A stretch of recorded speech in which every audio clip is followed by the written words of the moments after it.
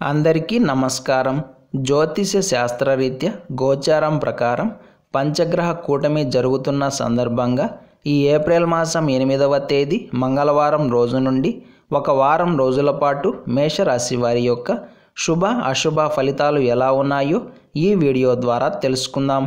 ఈ వీడియోని తప్పకుండా చివరి వరకు చూడండి, లైక్ చేసి షేర్ చేయండి, అలాగే తప్పకుండా సబ్స్క్రైబ్ చేసుకోండి. గోచారం ప్రకారం ఈ వారం ముఖ్యంగా చంద్రుడు కర్కాటక రాశి, సింహరాశి, కన్యా రాశుల్లో సంచారం చేస్తాడు. ఇక రవి, బుధుడు, శుక్రుడు, శని మరియు రాహువు పంచగ్రహ కూటమిగా మీనరాశిలో సంచారం చేస్తారు. అలాగే కేతువు కన్యా రాశిలోను, కుజుడు కర్కాటక రాశిలోను, గురువు వృషభ రాశిలోను సంచారం చేస్తారు.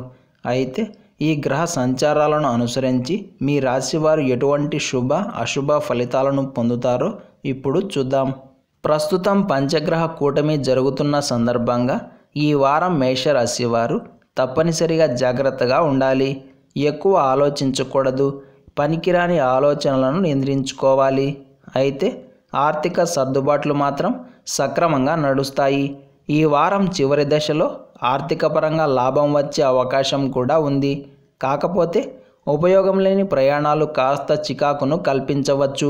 జర్నీలు అన్నీ అసౌకర్యంగా ఉంటాయి. కెరియర్ పరంగా ఒత్తిళ్లను కొని తెచ్చుకుంటారు. అలా కాకుండా మీ పనుల మీద మాత్రమే దృష్టి పెట్టండి. పక్క వాళ్ళ జోలికి కానీ, పనికిరాని వ్యవహారాల జోలికి కానీ అస్సలు వెళ్ళవద్దు. నిద్రాహారాలు సాధారణంగా ఉంటాయి. అనారోగ్యం కాస్త నశపెడుతుంది. మొత్తం మీద మేషరాశి వారికి పంచగ్రహ కూటమి ప్రభావం కొంచెం ఎక్కువగానే ఉంటుంది.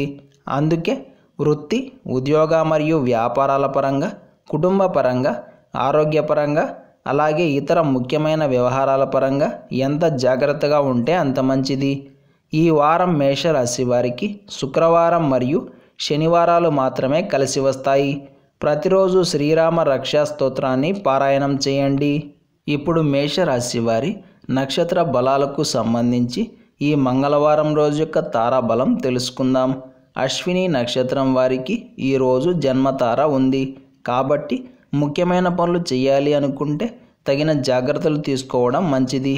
ప్రయాణాలకు ఈ సమయం అంతా శ్రేయస్కరం కాదు. భరణి నక్షత్రం వారికి పరమ మిత్రతార ఉంది. ఇది మీకు పూర్తి అనుకూలంగా ఉంటుంది.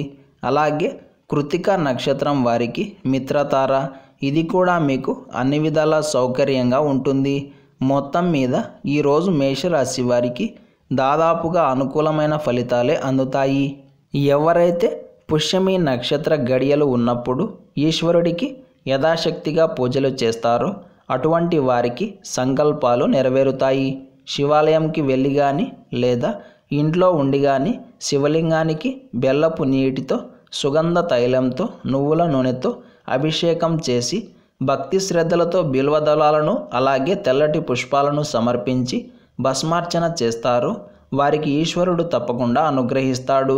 పూజ మొత్తం పూర్తయ్యాక మీ కోరికను మనసులో చెప్పుకొని భస్మాన్ని నుదుటిన ధరిస్తే తప్పకుండా మీ సంకల్పం నెరవేరుతుంది.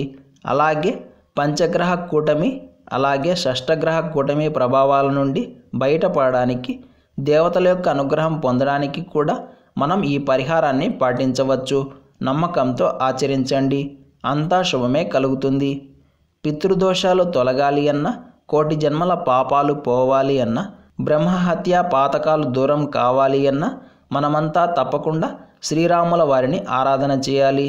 ఎవరైతే ప్రతిరోజు శ్రీరాముల వారి ముందు నెయ్యి దీపం వెలిగించి విష్ణు సహస్రనామ స్తోత్రాన్ని పారాయణం చేసి భక్తి శ్రద్ధలతో స్వామివారికి మీ కోరికను చెప్పుకుంటే ఈశ్వరుడు తప్పకుండా నెరవేరుస్తాడు.